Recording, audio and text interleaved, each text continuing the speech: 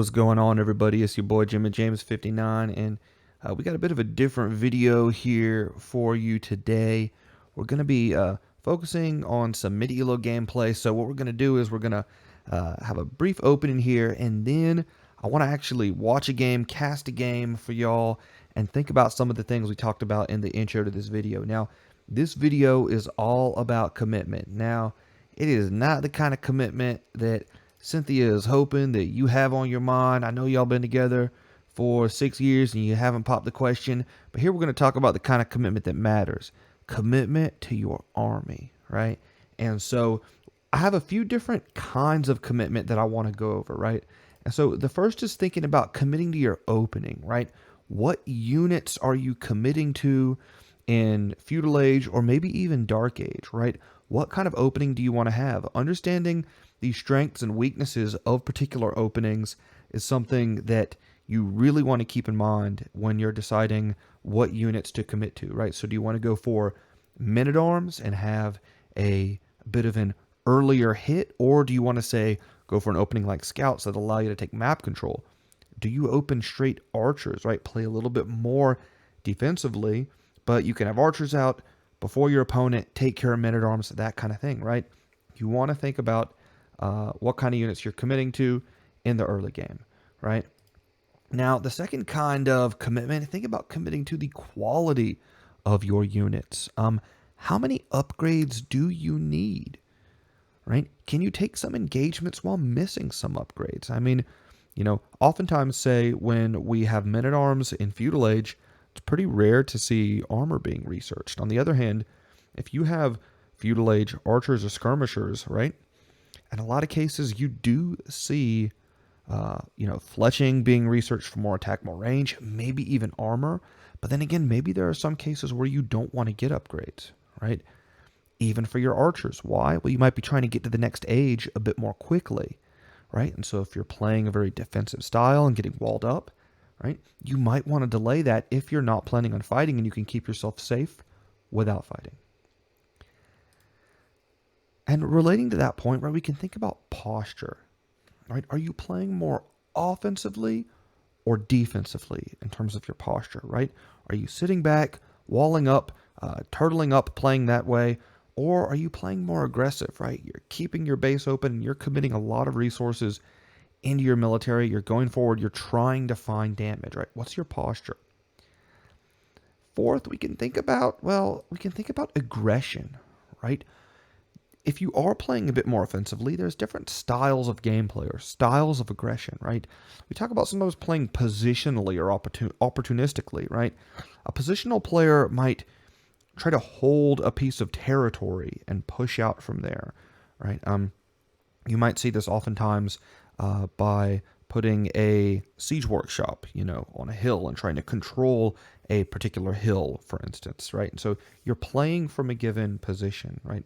On the other hand, we can also think of opportunistic players, right? Where you're trying to use power spikes, brief windows of time, say where you're in Castle Age, say a minute before somebody, and you can get your upgrades to take advantage of an opportunity, right, to do damage to your opponent. Fifth, we can think about timing, right? When do your attacks hit the opponent, right? Are there moments in the game where an engagement are more advised than another, right? Because again, this game is all about getting through the ages, unlocking new technologies. That's one of the strategies that you can play, and it's something that you're trying to do in the game, so you can get an advantage over your opponent, right? Now, you can also stay in a particular age and fight and try to make more military, right? There are different ways of playing, but, sometimes the timing of an engagement can be very important, right? And lastly, I kind of mentioned it, right? Taking engagement themselves, right? Do you commit taking a fight, or do you practice strategic withdrawal? We won't call it retreat here, right? And when you do commit, are you getting value from your army, right? Right? How do those engagements look? So those are the kinds of ways we're going to think about commitment and talk about commitment in this video. And I have a game queued up for you, a Mid-ELO game, and so we're going to jump into it here momentarily. Okay, so now we're going to take a look at commitment in action. All right, so here we have an interesting game here. Remember, we're going to think about the different kinds of commitment we talked about in the video, because again, this idea of commitment, we talk about it a lot, committing to fights, that kind of thing. But you can think of commitment in terms of basically any facet of what you do in Age of Empires 2. So we're going to get there. But first, we'll do a sort of a standard setup to this cast, and we'll take a look at the maps and think about the players and what their opening strategies might be. So in the blue, right, in this Vikings versus Indians matchup, playing as the Vikings, we have Tally Ho. And this game, just to set it up here, is at about a 1400 level game. So right there in the thick of the mid-ELO goodness. So we're dealing with two very good players of the game. And it's an okay map. Actually, I actually really like the map, I gotta say. I like having the back berries. I like having the back gold. Normally, you might think, oh, the backwoods are a little bit far, but it's actually not a bad map to wall up, and it's a map that if you wanted to, you could play defensively pretty well. Like, you have that available. Now, on the other hand, if we look at our red player, it's still not a bad map, I would say, because it got some nice backwood lines. The berries are forward, and the thing I don't like about it is that it looks like we got our main gold forward, and both of our side golds, I mean, one is kind of to the rear, but it's also very far away from your base, and so it'll be hard if you need to wall up. It'd be hard to keep it, this area safe, and this gold, of course, is very far away. So, if you're a red player here playing as the Indians, you're probably going to want to think about playing for some kind of early aggression. And if we take a look just at the scouting, right, our red player looks like they want to lure in some deer, and that is definitely what they're going for. And so they're going to try to get that food count going pretty good, maybe try for a faster uptime. Now, if we think about our blue player, again, with a more defensive map, right, oftentimes from Vikings, you do see things like Men-at-Arms openings or Drushfast Castle. With a Viking Feudal Age and Castle Age economy, you can go for a variety of approaches. And I'm going to turn this volume down just a little bit here. You can go for a variety of approaches, but you do want to be careful about what you do. If you go into scouts, for instance, you got to know that you're not going to be able to get those things upgraded very well later on in the game, and it's something you need to keep in mind. But again, our Indian player could go with an aggressive, say, Men-at-Arms rush. It doesn't look like we're going to see that though, given that there's only 3 on wood, and also losing a villager to the boar. That's not a very good start here for our player in red. That in itself, it's causing a little bit of idle TC time. Again, this is something about mid-ELO gameplay, right? Mid-ELO gameplay tends to throw off builds when there are mistakes like that. As we can see, a mistake that, hey, even pro players can lose, villagers to boars and things like that. But a pro player recovers from it very quickly, and a mid-ELO player is going to have, say, 20 seconds of idle time being thrown off. But that's that's one of the reasons why we're doing this mid-ELO series, is because things happen at the mid-ELO level that have effects that would be different, say, at an advanced level or a low ELO level. A low ELO player might get really, really caught up in what's going on and be a bit more wrecked. So that's not to disparage low ELO players at all. Low ELO players are learning the game, and that's just a part of it. We've all been through it. As we can see, our red player is researching Loom. Does look like they're going to go for a 19 pop uptime with a bit of idle TC time thrown in there, so it's something to keep in mind. So it's basically something like a 20 pop uptime, but because that one villager is deceased, rest in peace, son, we're not going to see it, and it'll be one villager short on the 20 pop up. We do see Loom coming in for our Vikings player, and our Vikings player, it appears, at any rate, that our Vikings player is going to be going for a Men-at-Arms rush. So Now we're starting to see the first stages of commitment here, committing to a strategy, right? And so we see the commitment to a scouts opening for our red player, and then the commitment to what at least appears to be militia, and because they're villagers on gold, what looks like a men-at-arms opening. So as we think about this, right, commitment, what are you gaining? Well, the men-at-arms opening is meant to provide a bit more aggression. You have the militia across the map, and then basically when they're near the enemy base, you should be finishing the men-at-arms upgrade if you time it right, and be doing damage while your scouts player is still getting scouts out, if they're going for it. Now, we currently don't see these militia moving across the map for our blue player, and that's one way of thinking about commitment, actually, is thinking about committing to the aggressiveness of a style, right? And so we might call this we might call this more of like a posture commitment, in that we see an undercommitment here to the aggression. We do see quite a lot of defensive structures going up, so it does look like, right, in thinking about posture, whether you're having an offensive or a defensive posture, it does look like our blue player is favoring a bit of a more defensive posture, but it does raise the question, why make these militia at all if you are going to get up at this time? We do see the archery range come down, and notably, we don't have the men-at-arms upgrade coming in. Our player in the blue trunks has gone for the wood upgrade. Can get the men-at-arms upgrade, but hasn't really teched into it. Is opting to keep the town center running to get that eco upgrade.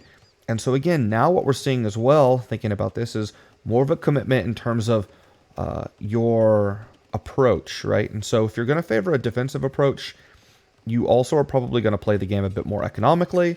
That is what we're seeing from our blue player. Now our red player, right, who is taking on this battle here, isn't as walled up, right? So this should be a bit more of an offensive posture that we should see. Wouldn't be surprised to see him move out, but these militia, you got to remember, they are Viking militias. We're gonna just zoom in here a little bit, right?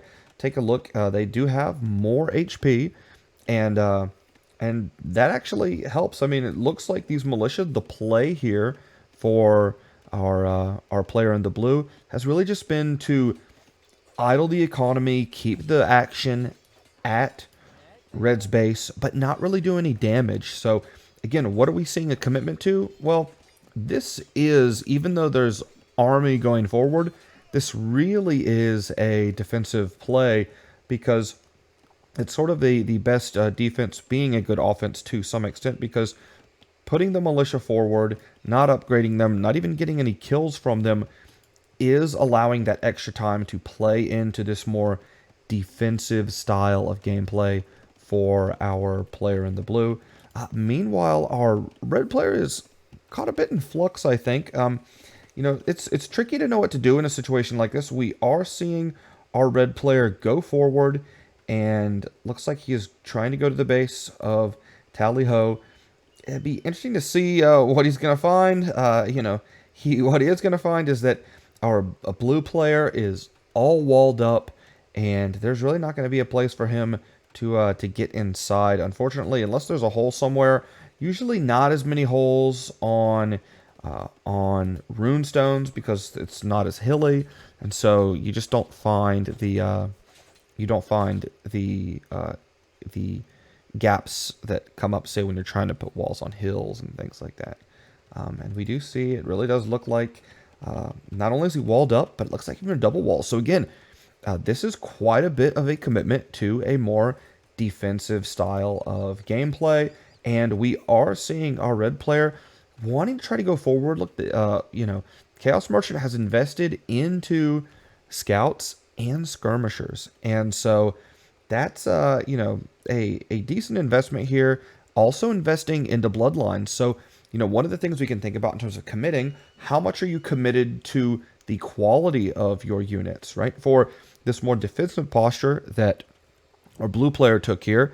Tally committed to not getting those technology upgrades, and in part that was a smart play because the militia were really just there to absorb time, right? Now, what we are seeing though from our player in the red is we are seeing a commitment in terms of upgrades. We've seen bloodlines come in, and that is a pretty expensive upgrade actually. We haven't seen any of the archer upgrades come in. And so now we see forging come in. So the question here that, right, asking ourselves is this the right situation to be pursuing these upgrades? I mean, if you take forging and then you take bloodlines, I mean, that's 300 food basically that you, and then 100 gold that you don't have. And so what is that value getting you committing to those upgrades, right? Committing to the quality of your unit. What is that getting you at this stage of the game? That's the real question. And we aren't I mean, you know, at this point it's a bit unclear, right? What we're getting here in terms of that upgrade. As we see, our red player is trying to crack open this base, but is really not having a lot of luck here, right? Is not having a lot of luck. And again, because why? Even with forging, scouts are not the best unit to try to break open walls, and the skirmishers are definitely not that good. Even if they idle a villager a bit who's building, they'll still be able to get enough HP on those houses. And, you know, again, thinking about, right, commitment. You know, this another aspect of commitment, right, talking about in the video, is a commitment to, is thinking about timings, right? And your commitment to, you know, an offensive or defensive posture, but also in terms of timing, like what style of gameplay are you trying to enact, right? What style of gameplay? Are you going for what we might call a more positional style of gameplay where you're trying to control particular territory, or are you trying to play more opportunistically, right? You know, we've seen two very different styles here where we see Tally-Ho, you know, delayed getting fletching even for the crossbows, or rather for the archers right now. I presume there'll be crossbows shortly. Why? Well, it's, you know, 100 food and 50 gold. It allows them to click up a bit faster, and we'll probably see crossbowman upgrade come in very shortly. It wouldn't surprise me, because again, he's committed to these units, and okay, you know, we do see the crossbowman upgrade come in. And I would expect right now, given that it's Castle Age, and at this mid-ELO level, there's usually a lot of fighting that goes on in the Castle Age. You can have some passive games in Feudal and maybe even early Castle, but I do think that you want to be ready for an attack, and that is what we're seeing. Now, if we go back to our red player's base, what is the commitment here? Well, if we look up in our top left corner, we do see a commitment to the light cavalry line. Now, this is really important to note that the Indian civilization, right, you miss plate barding armor in Imperial Age, but your cavalry get +1 pierce armor and another +1 pierce armor, so respectively, so you end up with +2 pierce armor in Castle Age and Imperial Age. Now, this means that your light cavalry in Castle Age has an extra pierce armor, which is quite good, and is then generic in terms of pierce armor in Imperial Age. So it's a really nice buff for your Castle Age units, and it keeps them mostly the same in Imperial Age. And indeed, we are seeing the light cavalry and chain barding armor coming in, and this could be a really interesting engagement. Don't want to take it right now, and our red player, Chaos Merchant, he does move back a little bit, right? He smartly doesn't take that engagement, which does raise up another kind of commitment, right? Engagement commitment. Yeah, I know. When Cynthia is talking about, you know, getting engaged, she's probably not thinking about armies here. But in taking engagements when it comes to armies, right, as we see our red player move across the map, right, it does look like he wants to play this a bit offensively. And so let's pause the video and really, really think about this, right? So we have a moment here where we could be seeing a commitment to an engagement. So what are the kind of things that you want to be thinking about as you commit to an engagement? Well, you know, the first is, can you win the engagement? And let's say winning here means that your army will be left over, right? If your army is left over, which means you destroyed the enemy army, now you can go on and take further engagements. Now, a subsidiary question is, if you haven't won, right? If you don't think you're going to win the engagement outright, can you get value from that engagement? Right? Can you get the value? And this becomes a really tricky question, because in Imperial Age, when you have 70 to 80 farms and you and you have lots of food income coming in, well, you might be able to afford losing 7, 8, 9 light cavalry. In Castle Age, though, on the other hand, when we're at a time in the game where there's only 20 farms, this is a lot of food commitment. So, light cavalry are not actually a cheap unit in Castle Age, because the size of your economy is so small. This is a point at the game where gold really isn't that scarce, and so, you actually are losing quite a bit of resources because you need so many food to go up to the next stage. But if you can take out these crossbows, right, perhaps then you can go ahead and do some further damage, maybe keep your base safe. So let's see how this engagement goes, or if our red player even takes it, for that matter. And it looks like our red player is going to take it. It's a lot of crossbows, right? We see the numbers here, 24 to, well, 2 light cavalry have been lost, and fighting under a town center, right?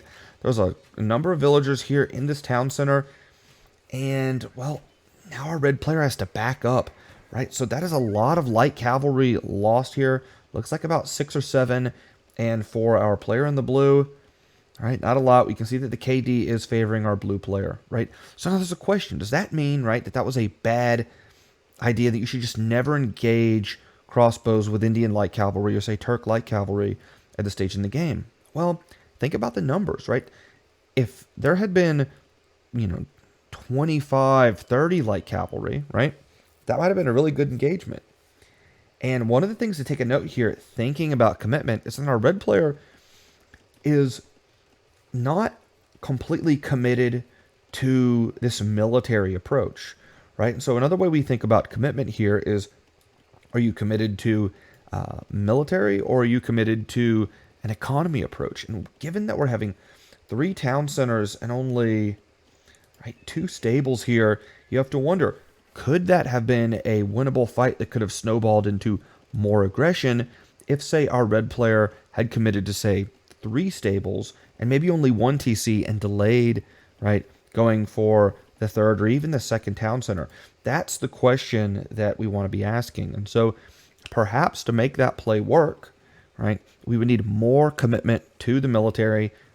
Frequently in Age of Empires, we talk about 1 TC play for more aggression, versus, playing a more eco approach and, say, booming and trying to get your villager count up and your resources up. There are drawbacks and benefits to both styles. Really, if our red player did go for that military approach, he'd want to make sure that he was doing damage with his military, right? Because you're going to fall behind in villagers, and we do see, even despite that, right, a nearly 25 villager advantage for our blue player. Now, why is there such an advantage? Well, look at the idle time, right? These villagers, even though they're Indian villagers and they're a little bit cheaper, they still cost food, right? And so because they still cost food, and you're making a very food-intensive unit, right, 80 food for these bad boys, you just can't keep the town centers running, as we saw some idle time there, or you can't keep your stables running, and now we're seeing idle time at the stables, and you're going to need a lot of light cav massed up in order to be able to take fights, because at the end of the day, it is a trash unit, right? And so it is not going to be the most population efficient unit. It is saving you some gold, and that is the benefit of it. But at a time when gold isn't scarce in the game, what kind of value are you getting out of it is the question. And right now, we're not really seeing it do a lot of offensive damage. We're just seeing the units be massed up, and then they're just kind of, in a hurry up and wait kind of mode. So we do have a pretty good number now. We have husbandry in, we have iron casting come in as well. And so let's see if we can get these units to do, if there's a little bit of damage for them. Well, we do see this crossbow army right here. I mean, with 22 light cav and then 43 crossbows, even Viking crossbows that don't get thumb ring. It doesn't look like that's going to be a very good story. We do see the engagement, but our red player thinks about it, gets in really close, and well, actually loses, looks like 3-4 light cavalry really for nothing here. And then losing another one as well because our Viking player has ballistics and has clicked up to the next age, right? So, we've seen this commitment to this defensive turtling style approach versus a more offensive approach that just seemed to run into difficulties. We could take a look at the KD, highly in favor of Tally Ho here. And we can also look here at the gold value of the army. Very little gold value here. This is really a trash army. And, that is something to consider when you're trying to take these fights. So what we want to think about now, right, as we're looking at this is, okay, so what happens next, right? If you are a player in the blue, as we see another town center come up, at some point you probably want to start pushing out. And so, you've got a lot of resources, so it'll be interesting to see what our player goes for with a lot of crossbow massed up. Now we are starting to see, right, these light cav are getting to a pretty decent mass.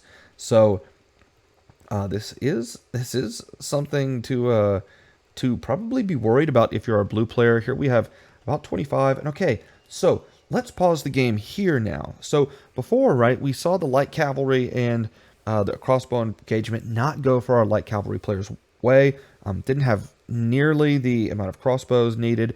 Now let's take a look at this engagement, right? We have two armies on either side of a hill. Now the light cavalry should be able to take that hill and reduce the damage of those crossbowmen pretty significantly, and also increasing the damage that they can do to them, at least, while they're attacking on the hill. But one way to think about this, if you're the red player, is that this has been a very passive game. You've done almost no eco damage to our player in the blue. And you've got to know, especially going up against Vikings, they're probably up to Imperial Age. So you might be thinking at this stage in the game that these crossbowmen here, right? One way of thinking about them is they're crossbowmen now, but another way of thinking about them is that they're future arbalists. And if Imperial Age is going to be coming in very, very soon, it actually might be a wise play, given that you might not be able to win this engagement by defeating the army, right? You might be able to get good value out of these light cavalry, because once we see Arbalist on the field, these light cavalry are not going to be able to engage with that unit. So let's take a look and see what happens. All right. Okay, and so we do see our red player shooting in and getting some damage here, getting some damage in, and then closing in. Very interesting here. Getting a nice surround, right? This is a really nice micro, and we start to see some of the crossbowmen actually go down here. And look at the number of crossbowmen, right? Now they're down to 30, 29. Still have a good number of light cavalry as more and more are being queued up. You can sense that our red player is getting pretty excited here, right? Queuing up 800 food worth more of light cavalry. You could have clicked up to the next age. Something to keep in mind. And now take a look at this Vil lead, right? We see some Chaos Merchant has gotten a few Vil kills here and is diving in. Split up the army, interestingly, to go get some villager kills. Looks like he picked up about 9, could be 10 villager kills here, and lost most of that army. Maybe picking up a few more, as some of these are going to die. Yes, 12 villager kills overall, and now Arbalists are in.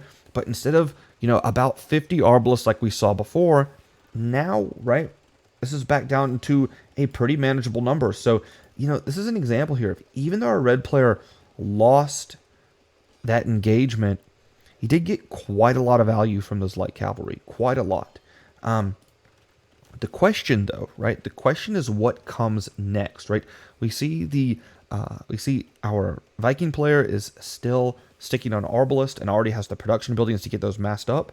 And it looks like our Indian player is staying on light cavalry. So this is the question you have to ask, is that can you stay on light cavalry, or do you need to be transitioning to another unit?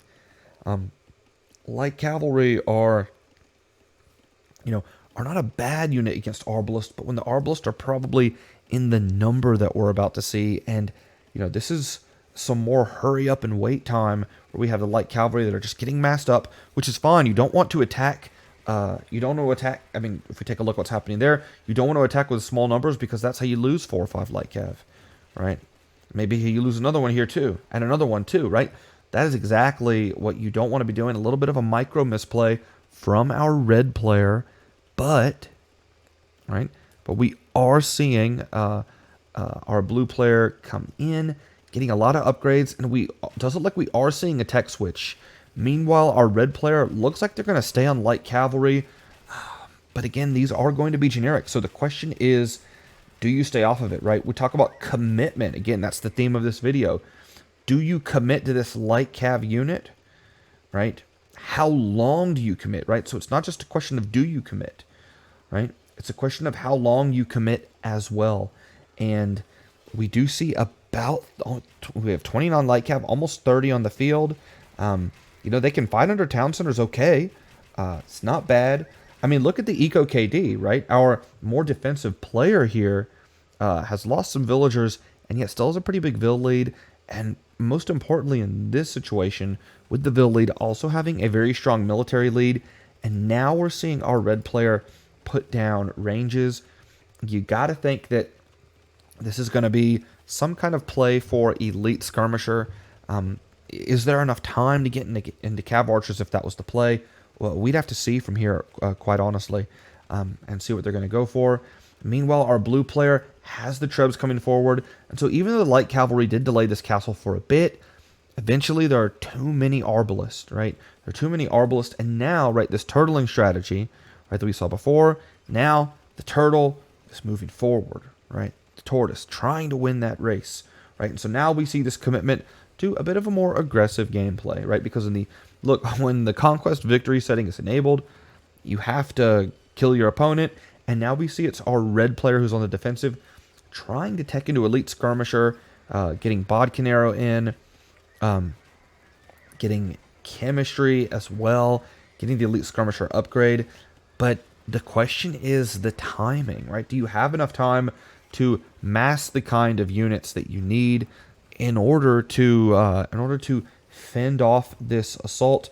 As we do see a bit of a tech switch. Even though the elite berserker upgrade was researched, we're seeing more of a commitment to pikemen. This does make some sense because there are so many Arbalists out in the field, and Viking pikemen are very, very good.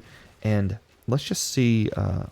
Let's see what can happen. It's going to be looks like it's going to be a difficult time killing this army if you're our player in the red, because what we have is a trash army versus a army that has a gold unit in it in the Arbalist, and then has a unit that definitely counters one of the units in your army. So this is pretty difficult, I think, here for our red player probably to come back. And we do see the Hussar upgrade come in. That is going to be nice. It's going to grant our red player a bit more HP. But again, our player with the Viking economy can really spam these pikemen for days to take out the Hussars. The Arbalist, even without Thumb Ring, are going to do quite a good job. And it's hard to imagine. It's hard to imagine our red player coming back into this game, right? Getting the economy going here. But with the trebuchets in the back line, I mean, here our blue player has really gotten to that holy grail composition of late game armies. One trash unit, one gold unit, and a siege unit, right? We're seeing Arbs, pikemen, and trebuchets. And, when you have a trash army and no siege, it's just going to be hard, I think, to defend against this. And it would not surprise me if we saw the GG come in at some point here in the future. Because if you just take a look at the score, Even the score is getting a bit out of hand as we're seeing this last final fight. The army numbers, the villager numbers are all probably a bit too much for our red player to hold on to, as these skirmishers will go down. And yet, it wouldn't surprise me at all, as the game does appear lost for our red player, as the Trebs do their worst, and there we go. We have the game called. And so again, right? So let's take a step back and really think about this video, and again, this idea of commitment, right? We saw different kind of commitments early on in the game. We saw a commitment to a unit type with a particular opening, right? Scouts and men-at-arms. We can think about commitment to quality, right? What kind of quality do you need your units, right? One way of thinking about it, if you're playing aggressive, you probably want very high quality units so that they can do damage. But when it came to our more defensive player here, right, having archers but with no fletching, militia but not getting the men-at-arms upgrades, right, those were under-committing to quality, right, allowed for a faster uptime in this case. Now, this is also, when we think about commitment, thinking about a commitment to posture, right? Our blue player committed to a more defensive posture, and our red player, right, we didn't really see a lot of aggression, actually. The aggression tended to come much later in the age, whether it was sending these scouts and skirmishers forward, whether it was sending the light cavalry forward. We didn't really see a big commitment to that offensive posture, whereas our blue player was walled up very quickly, right? We talked about commitment in terms of engagements, right? What engagements do you commit to? How do you decide to commit? One of the toughest things for a mid-ELO player to learn, and I count myself among them, and that's part of the reason I'm doing this series, because I learn a lot from it too, is thinking about, okay, when to commit to an engagement, what kind of value I'm getting from it, how do I know that I should commit? This is a ability that really just takes practice, I think. And so, committing to the timings of attacks as well, right? How fast you go in, how slow roll you might play it, like all of these things. There's all sorts of different ways of looking at commitment in Age of Empires. Even thinking about how long do you stay committed to a unit, right? Cynthia wants you to stay till death do us part. But when it comes to certain units in your army, Age of Empires 2 is a game of counterplay, right? And so in a lot of cases, you're not going to be able to till death do us part with a unit in your army, right? You may need to transition on to another one. And I think we saw that in this game, that light cavalry, which did actually get some very reasonable damage, right? At that late Castle Age stage in the game, ultimately wasn't the unit of choice for the long term, right? And so, we saw a lot of that in this game. Thinking about committing to military versus economy, right? All of that. It was a very interesting game. I had a lot of good lessons in here. And I'm curious, how would you have played this game? Would you have played it differently if you are a blue player and maybe tried to end it early, right? If you are a red player, right? How would you have done things? What would your approach have been? If you have ideas like that, and if you can think even of different kinds of commitment that maybe we didn't talk about in this video, leave a comment down in the comment section below, right? And let's get a good discussion going about this and seeing how do we feel about how we would have approached this game, how would we have played this game, and that way we can all learn something from each other. So with that, I'm going to go ahead and end this video right here. It's really been a blast doing this.